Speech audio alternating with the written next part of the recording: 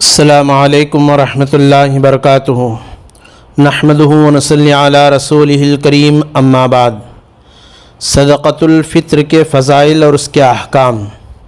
محترم ناظرین، جیسے رمضان کے مہینے میں بہت ساری عبادتیں اللہ تبارک و تعالیٰ نے ہم لوگوں کے ساتھ جوڑ دی ہیں، گویا کہ رمضان کا مہینہ نیکیوں کا سیزن ہے۔ اس کو موسم بہار سے تعبیر کیا جاتا ہے۔ لمحہ بلمحہ بندے پر اللہ کی کوئی نہ کوئی عبادت متوجہ ہوتی رہتی ہے۔ سارا دن ہم روزہ رکھتے ہیں، شام ڈھلتی ہے تو افطار کا حکم ہوتا ہے، پھر نماز مغرب، پھر نماز عشاء، اس کے بعد تراویح، کچھ گھنٹے آرام کیے، سحر کا حکم آ گیا، بعدہ فجر کی نماز پڑھ لی۔ اسی ماہ کے اندر رمضان ہی کے مہینے میں زکوٰۃ کا حکم ہے۔ اسی مہینے سے جڑا ایک عمل صدقہ فطر ہے۔ قرآن کی تلاوت بھی کرتے ہیں، ذکر الہی میں مشغول رہتے ہیں، کوئی نہ کوئی عبادت بندے کی طرف متوجہ ہوتی رہتی ہے، گویا کہ رمضان کا مہینہ نیکیوں کا سیزن ہے۔ اس رمضان سے جڑی ایک عبادت ہے جس کو صدقۃ الفطر کہتے ہیں۔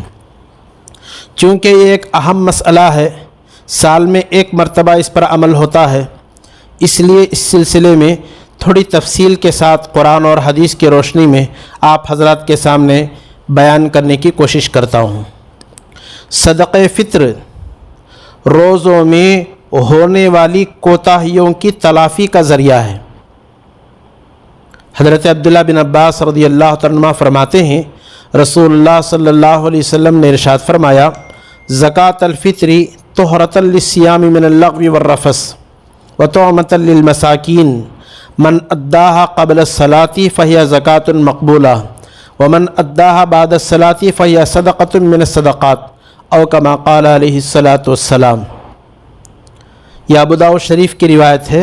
رسول اللہ صلی اللہ علیہ وسلم فرماتے ہیں، اللہ پاک نے صدقہ فطر کو واجب قرار دیا ہے۔ اس کا فائدہ یہ ہے، روزے داروں کے روزوں کو بیکار اور بیہودہ باتوں سے پاکیزہ کرتا ہے، اور مسکینوں کو کھلانے، ان کی مدد کرنے کا ایک موقع ملتا ہے۔ جس نے صدقہ فطر کو عید کی نماز سے پہلے ادا کیا وہ مقبول فطرہ ہوتا ہے، جس نے عید کی نماز کے بعد ادا کیا وہ عام صدقات میں سے ایک صدقہ ہے۔ حضرت عبداللہ بن عمر رضی اللہ عنہ فرماتے ہیں، رسول اللہ صلی اللہ علیہ وسلم نے ارشاد فرمایا، صدقہ فطر کو اللہ نے واجب قرار دیا ہے اور فرمایا ہے، غریبوں کو عید کے دن غنی کر دو، یعنی فطرات کے ذریعے سے مالی معاونت کرو، مال کے ذریعے ان کی مدد کرو۔ یہ دارقطنی کی روایت ہے۔ حضرت جریر بن عبداللہ بجلی رضی اللہ تعالیٰ روایت کرتے ہیں، رسول اللہ صلی اللہ علیہ وسلم نے ارشاد فرمایا، رمضان کے روزے آسمان و زمین کے درمیان معلق لٹکے رہتے ہیں جب تک فطرہ ادا نہ کیا جائے۔ ان روزوں کو اللہ کی طرف فطرے کے بغیر نہیں اٹھایا جاتا، یعنی قبول نہیں کیا جاتا۔ روزوں کے ساتھ ساتھ فطرہ بھی ادا کرنا ہے، تب جا کے اللہ کے دربار میں مقبول ہوتے ہیں۔ یہ ترغیب و ترہیب کی روایت ہے۔ آپ حضرات کو سمجھنا چاہیے، جیسے نمازوں میں غلطی ہو جاتی ہے تو آخر میں سجدہ سہو کرنے سے جتنی بھی غلطیاں نماز میں ہوتی ہیں ان تمام غلطیوں کی تلافی سجدہ سہو سے ہو جاتی ہے۔ ایسے ہی روزوں میں ایک نہیں دو نہیں، رمضان کے پورے 30 روزوں میں جو کمی پیشی رہ گئی ان تمام کمیوں کی تلافی صدقہ فطر کے ذریعے سے ہو جاتی ہے۔ لطائف المعارف میں علامہ ابن القیم رحمۃ اللہ علیہ فرماتے ہیں، ان صدقۃ الفطر للصائم کسجدۃ السہو للصلاۃ۔ علامہ ابن قیم رحمۃ اللہ علیہ فرماتے ہیں جیسے نمازوں کی غلطی کے لیے اللہ نے سجدہ سہو کو رکھا ہے، اسی طرح روزوں کی غلطیوں کی تلافی کے لیے صدقہ فطر کو رکھا ہے، کتنی غلطیاں ہو گئی ہوں گی، صدقہ فطر سے سب پاک اور صاف ہو جائیں گی۔ یہ اللہ کا حقیقت میں بہت بڑا احسان ہے۔ محترم ناظرین، ویسے صدقہ فطر کے بہت سارے فائدے حدیث کی کتابوں میں، فقہ کی کتابوں میں ملتے ہیں۔ مجمع الانہر میں لکھا ہے فطرے کا فائدہ یہ ہے موت کی سختی سے، قبر کے عذاب سے انسان کو نجات ملتی ہے۔ فتاوی سراجیہ میں اور فتاوی شامی میں علامہ شامی رحمۃ اللہ علیہ فرماتے ہیں فطرہ نکالنے کے 4 فائدے ہیں۔ نمبر 1، فطرہ نکالنے سے روزے مقبول ہوتے ہیں۔ نمبر 2، فطرہ نکالنے سے کامیابی نصیب ہوتی ہے۔ نمبر 3، فطرہ نکالنے سے موت کی سختی یعنی سکرات کی حالت سے نجات ملتی ہے۔ نمبر 4، فطرہ نکالنے سے قبر کے عذاب سے خلاصی نصیب ہوتی ہے۔ مسند احمد کی روایت ہے، حضرت ثعلبہ بن صغیر رضی اللہ تعالیٰ عنہ روایت کرتے ہیں رسول اللہ صلی اللہ علیہ وسلم نے ارشاد فرمایا اما غنیکم فیزکیہ اللہ، اللہ پاک صدقہ فطر کے ذریعے تمہارے مالداروں کا تزکیہ کرنا چاہتے ہیں، تو ہمیں چاہیے کہ ہم ضرور صدقۃ الفطر نکالنے کی پوری کوشش کریں۔ اب ہمیں یہ جاننا ضروری ہے صدقہ فطر کس پر واجب ہے۔ دیکھیے زکوٰۃ میں اور صدقہ فطر میں تھوڑا سا فرق ہے۔ زکوٰۃ تو ایسے مال پر واجب ہوتی ہے جس میں نمو یعنی مال کے بڑھنے کی صلاحیت ہو۔ سننا ہے اس کی ویلیو ہر دن بڑھتی رہتی ہے، چاندی کی ویلیو بڑھتی رہتی ہے، روپیہ پیسہ بڑھتا گھٹتا رہتا ہے۔ مال تجارت کا مال، بزنس کرتے ہیں، کبھی بڑھتا کبھی گھٹتا رہتا ہے، ان چیزوں پر ہی زکوٰۃ واجب ہے۔ لیکن فطرہ ایسا نہیں ہے۔ گھر میں ضرورت سے زیادہ چیزیں اگر ہیں ہمارے پاس تو ہمارے اوپر بھی فطرہ واجب ہو جاتا ہے۔ سال گزرنا بھی کوئی ضروری نہیں۔ مثال کے طور پر ہمارے گھروں میں ریڈیو رکھا ہوا ہے، ٹیپ ریکارڈ رکھا ہوا ہے، ٹی وی، وی سی آر، آرائش کے سامان جو چاندی کی قیمت کے برابر پہنچتے ہیں، مطلب 612 گرام 360 ملی گرام چاندی کی جو قیمت ہے تقریباً آج کے زمانے میں 32,000 روپے سے زیادہ، اگر ضرورت سے زیادہ سامان ہمارے پاس ہے تو ہمارے اوپر صدقہ فطر واجب ہے۔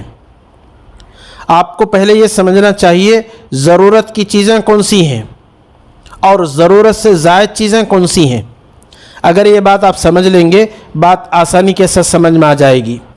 رہنے کا جو گھر ہے، رہائشی مکان، یہ ہماری ضرورت کا چاہے کئی لاکھ کا کیوں نہ ہو۔ پہننے کے کپڑے کتنے قیمتی کیوں نہ ہو، یہ ضرورت کی چیز۔ جوتے، کھانے پینے کے برتن، ضرورت کی گاڑی، گھریلو ضرورت کے استعمال ہونے والے سامان جیسے گھر میں سلائی مشین، دھلائی مشین، واشنگ مشین ہوتی ہے، پنکھا، فرنیچر، کمپیوٹر، لیپ ٹاپ، موبائل فون، اور اسی طریقے سے بزنس کرنے کے سامان، سلائی مشین درزی کے پاس ہوتی ہے، فیکٹری میں بڑی بڑی مشینریاں ہوتی ہیں، یہ سب ضرورت کی چیزوں میں داخل ہیں۔ کھانے پینے کا راشن، گھیوں، چاول، گھی، آٹا، شکر، کھانے کی چیزیں، سال بھر کا اسٹاک جما کے رکھے ہیں، یہ سب ضرورت کی چیزیں، چاہے نصاب کے برابر ہی ہوں، یہ سب ضرورت میں داخل ہوتے ہیں۔ جو ضرورت سے زیادہ ہے وہ کیا ہے؟ زیب و زینت کے لیے رکھا ہوا برتن۔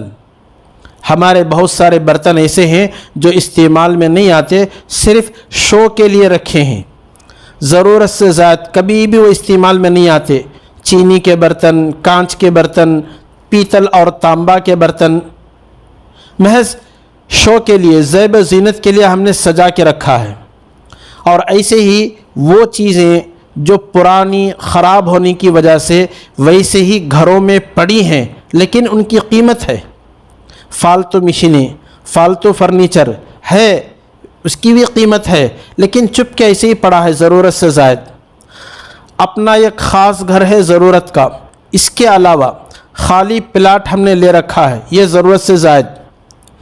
کرائے پر مکان ہم دے رکھے ہیں، یاد رکھیں کرایہ آتا ہے، ضرورت میں استعمال ہو جاتا ہے تو وہ ضرورت سے زائد نہیں، استعمال ہونے کے باوجود بھی کرایہ بچ جاتا ہے تو یہ ضرورت سے زائد ہے۔ دو گاڑیاں ہمارے پاس ہیں، ایک گاڑی ضرورت کی اور ایک گاڑی چپ کھڑی ہوئی ہے بغیر استعمال کے، تو یہ سب ضرورت سے زائد سامان ہیں۔ یہ سب جو ہے پورا سامان ملا کر 32,000 روپے سے زیادہ اگر ہو جاتا ہے تو آپ کے اوپر صدقہ فطر واجب ہوتا ہے۔ تیسری بات سمجھیے، کتنا دینا، چونکہ یہ شریعت کا حکم ہے، اس میں ہماری مرضی نہیں چلتی، رب کی مرضی چلتی ہے۔ اللہ تبارک و تعالیٰ نے کس پر کتنا واجب ہوتا ہے اس کو بھی حدیث کے ذریعے وضاحت کے ساتھ شریعت میں بیان کیا گیا ہے۔ میں آپ کے سامنے حدیثیں پیش کرتا ہوں، پھر اس کے بعد خلاصہ پیش کرتا ہوں۔ عبداللہ بن عباس رضی اللہ عنہ کی روایت ہے، رسول اللہ صلی اللہ علیہ وسلم فرماتے ہیں صدقۃ الفطر جو ہے 1 سا کھجور یا 1 سا جو بارلی چاول۔ عمر بن شعیب رضی اللہ عنہ کی روایت ہے، رسول اللہ صلی اللہ علیہ وسلم فرماتے ہیں 1 سا پنیر یا 1 سا کشمش منقع جسے ہم کہتے ہیں۔ حضرت ثعلبہ رضی اللہ عنہ کی روایت ہے، رسول اللہ صلی اللہ علیہ وسلم فرماتے ہیں 1 سا کھجور 1 سا گھیوں 2 آدمیوں کی طرف سے۔ عبداللہ بن عمر رضی اللہ عنہ اس کی وضاحت بیان کرتے ہیں، رسول اللہ صلی اللہ علیہ وسلم کے زمانے میں کھجور، کشمش، جو، پنیر یہ سب 1 سا کے برابر فطرہ نکالا کرتے تھے۔ جب حضرت عمر رضی اللہ عنہ کا زمانہ آیا، گیہوں کی کثرت ہو گئی تو انہوں نے ان سب چیزوں کو 1 سا قرار دے کر گیہوں کو 2 آدمیوں کی طرف سے 1 سا قرار دے دیا، جس پر صحابہ کا اتفاق ہو گیا۔ عبداللہ بن عباس رضی اللہ عنہما بصرہ کے اندر کسی مسجد میں خطبہ دے رہے تھے، صدقہ فطر سے متعلق حضور صلی اللہ علیہ وسلم کی احادیث بیان کر رہے تھے۔ 1 سا کھجور یا آدھا سا گھیوں کا صدقہ دینا ضروری ہے، ہر آزاد غلام پر واجب ہے، مرد عورت پر واجب ہے، چھوٹے بڑے پر لازم ہے۔ تو اسی وقت درمیان خطبے میں حضرت علی رضی اللہ تعالیٰ عنہ تشریف لائے۔ حضرت علی رضی اللہ تعالیٰ نے لوگوں سے کہا گیہوں کا بازاری بھاؤ بہت سستا ہے، اللہ نے تم پر وسعت دے رکھی ہے تو تم صدقہ فطر ہر چیز کا 1 سا کے حساب سے نکالو تو غریبوں کا بہت بڑا فائدہ ہوگا۔ یہ ساری حدیثیں ابو داؤد شریف کی ہیں۔ اس سے معلوم ہوتا ہے کہ مالدار زیادہ فطرہ دیں گے تو بہتر ہوگا، غریبوں کا زیادہ سے زیادہ فائدہ ہوگا۔ امام بخاری رحمۃ اللہ علیہ نے، امام مسلم رحمۃ اللہ علیہ نے، امام ترمذی رحمۃ اللہ علیہ نے، بلکہ صحاح ستہ کی تمام کتابوں میں بخاری، مسلم، ترمذی، ابو داؤد، نسائی، ابن ماجہ، ان تمام کتابوں میں کھجور سے فطرے کی ادائیگی کی روایات ذکر کر کے اس کو ترجیح دی ہیں۔ کھجور کا فطرہ زیادہ افضل ہے، بہتر ہے قرار دیا ہے۔ اشارہ اس بات کی طرف ہے ہر ایک آدمی کو اپنی حیثیت کے مطابق فطرہ دینا ہے۔ اللہ کے فضل و کرم سے دنیا کے اندر مالداروں کی بھی کمی نہیں، غربا کی بھی کمی نہیں، ہر ایک کی اپنی حیثیت ہوتی ہے۔ کوئی روز 100 کے مالک ہوتے ہیں، کوئی ہزاروں کے روپے کمانے والے ہوتے ہیں، کوئی لکھ پتی اور کروڑ پتی ہوتے ہیں۔ سب کا فطرہ یکساں نہیں ہے، اپنی اپنی حیثیت کے مطابق فطرہ نکالنا ہے۔ میں نے جتنی حدیثیں آپ کے سامنے پیش کی ہیں ان تمام کا خلاصہ آج کے کلو کے حساب سے کتنا بنتا ہے میں خلاصہ آپ کے سامنے پیش کرتا ہوں۔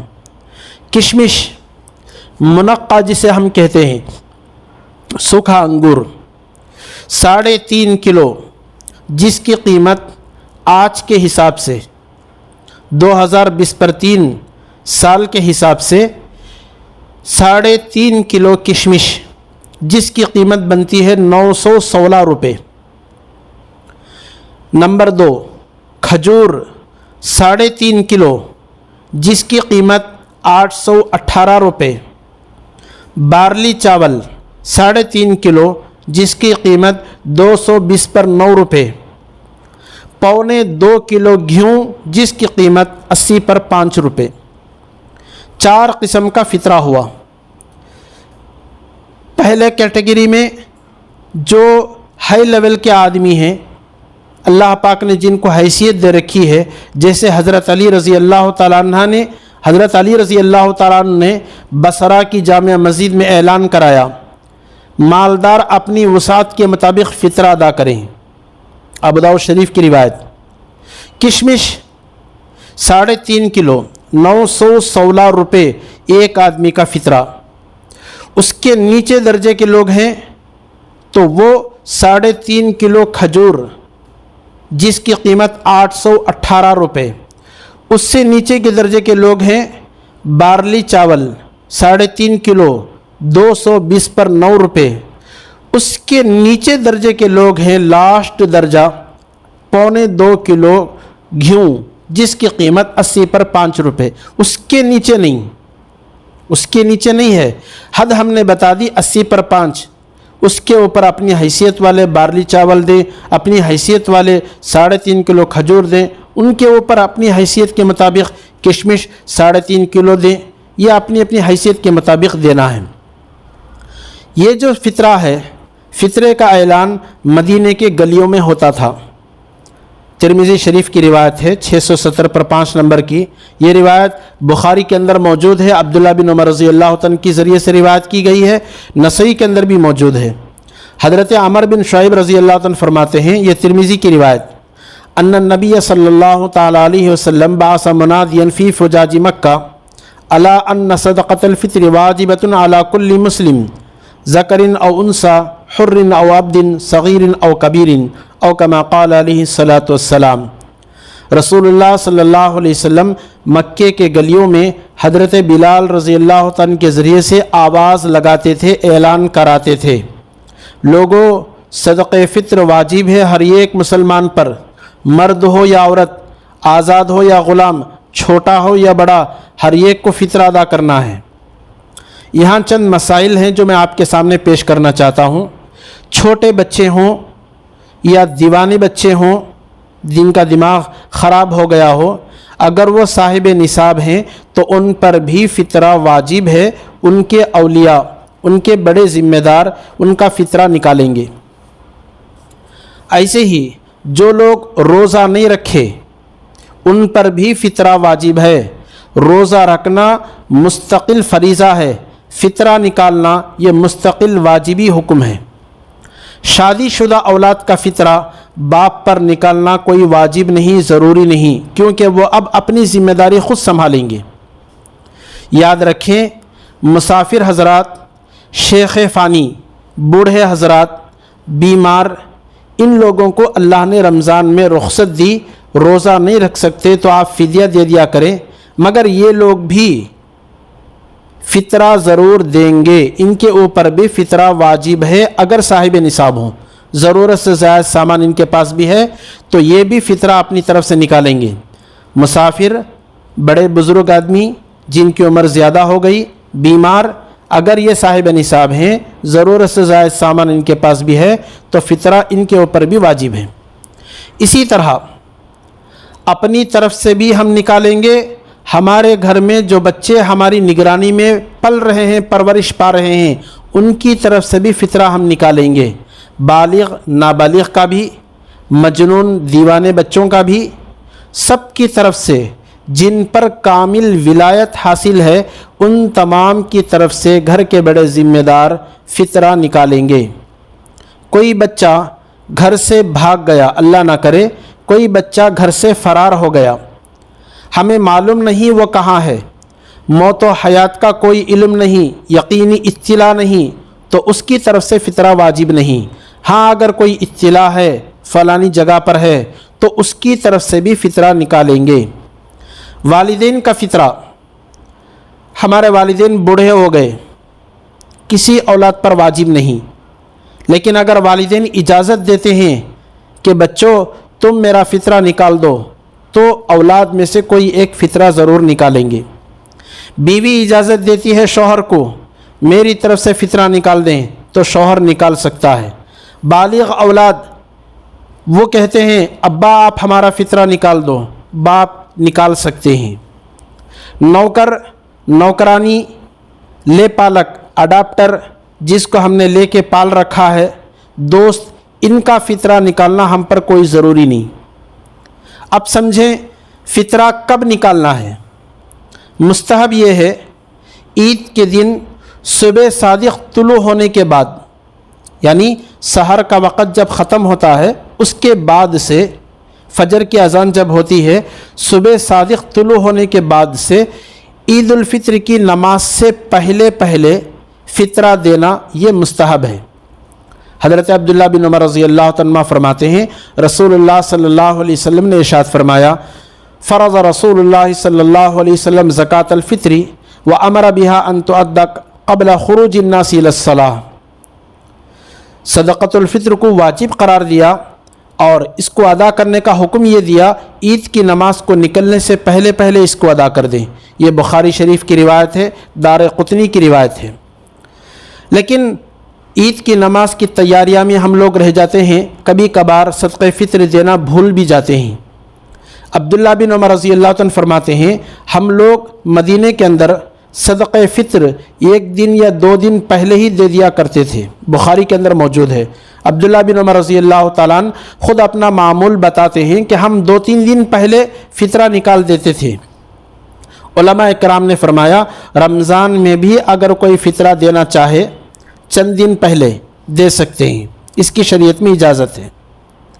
یاد رکھیں عبداللہ بن عباس رضی اللہ عنہ فرماتے ہیں اگر کسی نے عید سے قبل نہیں دیا، بعد میں دے دیا کریں، عید کی نماز پڑھنے کے بعد فطرہ ضرور دے دیا کریں۔ اگر کوئی بندہ فطرہ ادا نہیں کیا تو ساری زندگی اس کے ذمے قرض رہے گا، مرنے سے قبل اس کو دینا ہی پڑے گا، اس کے بغیر کوئی چارہ نہیں۔ یہ بات بھی ہم سمجھیں فطرہ کس کو دے سکتے ہیں۔ دیکھیے جن سے ہم پیدا ہوئے، ہمارے ماں باپ، باپ سے دادا دادی، ماں سے نانا نانی، ماں باپ کو نہیں دے سکتے، دادا دادی کو نہیں دے سکتے، نانا نانی کو نہیں دے سکتے۔ ایسے ہی جو ہم سے پیدا ہوئے، بیٹا اور بیٹی، ان کو فطرہ نہیں دے سکتے۔ بیٹے سے پوتا پڑپوتا پوتا پوتی، ان کو نہیں دے سکتے۔ بیٹی سے نواسا نواسی پڑنواسا پڑنواسی، ان کو فطرہ نہیں دے سکتے۔ شوہر بیوی کو، بیوی شوہر کو فطرہ نہیں دے سکتے۔ مالدار کو، ہاشمی خاندان والوں کو فطرہ نہیں دے سکتے۔ غیر مسلم کو بھی فطرہ نہیں دے سکتے، دیں گے تو فطرہ ادا نہیں ہوگا۔ ایسے ہی سمجھیں دینی مدارس، مساجد کی تعمیرات میں فطرے کا پیسہ نہیں لگا سکتے، ہسپتال، پل، سڑک وغیرہ بنانے میں فطرہ نہیں لگا سکتے، کسی بھی رفاہی کاموں میں فطرے کا پیسہ خرچ نہیں کر سکتے۔ فتاوی عالمگیری میں صاف لفظوں میں یہ فتویٰ موجود ہے زکوٰۃ اور صدقات کے مال سے مسجد، پل، گھاٹ کی تعمیر، راستے کی مرمت، نہروں کی کھدائی، حج، جہاد فی سبیل اللہ، ان تمام پر زکوٰۃ اور فطرے کے پیسے خرچ نہیں کر سکتے، کیونکہ اس میں کسی ایک آدمی کو مالک بنانا نہیں پایا جاتا۔ زکوٰۃ کے اندر، فطرے کے اندر تملیک، مالک بنانا کسی ایک آدمی کو ضروری ہے۔ جس میں تملیک نہیں پائی جاتی وہاں پر فطرہ نہیں چلتا، زکوٰۃ نہیں چلتی۔ مساجد کے ائمہ حضرات، مدارس کے اساتذہ، مکتب کے اساتذہ، ان کی تنخواہ میں بھی زکوٰۃ فطرہ نہیں دے سکتے۔ ہاں عطیات، صدقات نافلہ سے تنخواہ کا انتظام کرنا چاہیے۔ تنخواہ کے علاوہ اگر کوئی امام غریب ہیں تو ان کو آپ زکوٰۃ سے مدد کر سکتے ہیں، فطرات سے مدد کر سکتے ہیں۔ اگر وہ صاحب نصاب ہیں ان کو بھی فطرہ نہیں دے سکتے۔ یہ چند مسائل تھے جو مجھے آپ حضرات کے سامنے پیش کرنے تھے۔ اللہ پاک سے دعا ہے کہ اللہ پاک ہمیں کہنے سننے زیادہ عمل کی توفیق عطا فرمائے۔ آمین وآخر دعوانا الحمدللہ رب العالمین۔ السلام علیکم ورحمۃ اللہ وبرکاتہ۔